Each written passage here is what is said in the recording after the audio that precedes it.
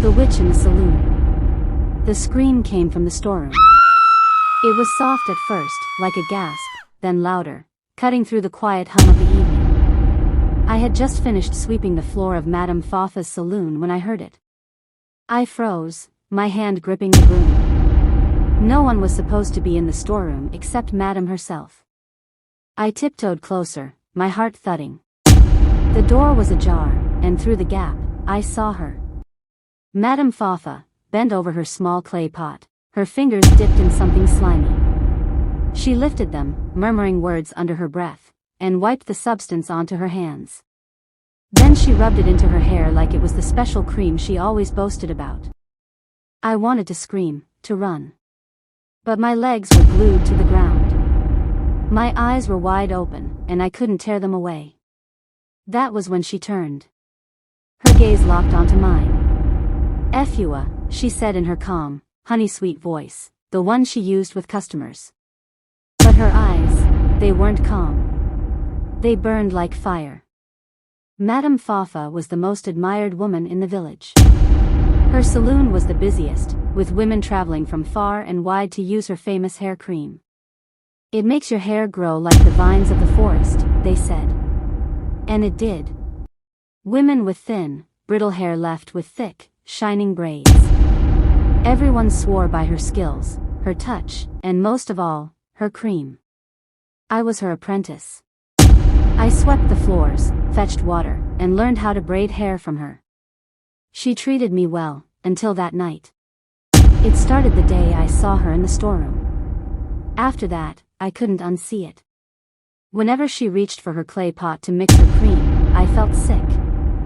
I remembered her dipping her fingers into whatever that was. I wanted to tell someone, but who would believe me? Madame Fafa was a respected woman. I was just an apprentice.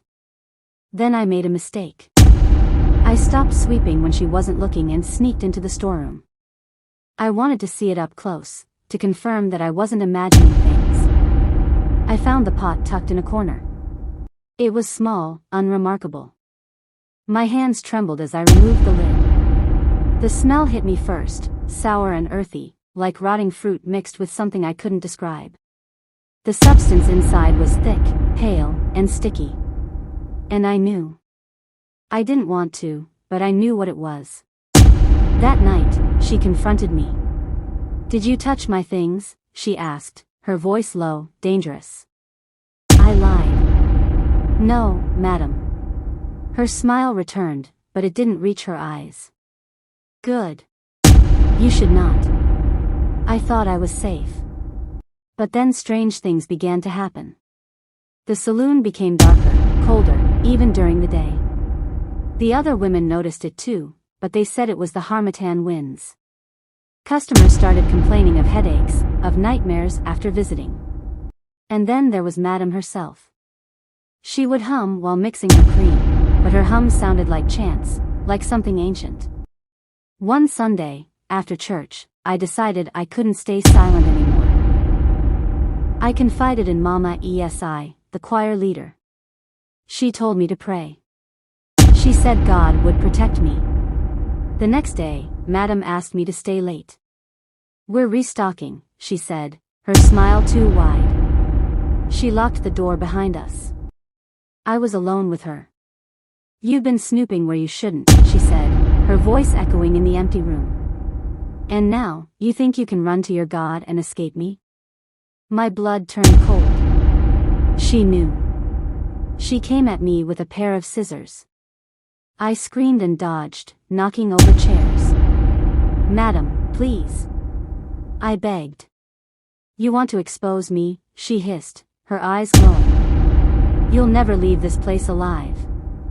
I grabbed the clay pot and threw it at her. It shattered, spilling its foul contents everywhere.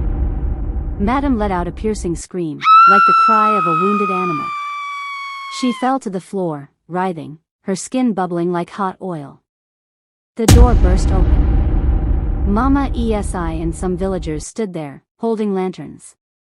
They had heard my screams. Madame Fafa tried to run, but they caught her. They saw the broken pot, smelled the air, and put everything together. She screamed, cursed, and spat at us, but the villagers were stronger. The elders called it witchcraft. They said she had been using her own filth, her essence, to curse her customers and gain power. The saloon is quiet now. No one goes near it. I still hear Madam's screams in my dreams. But I survived.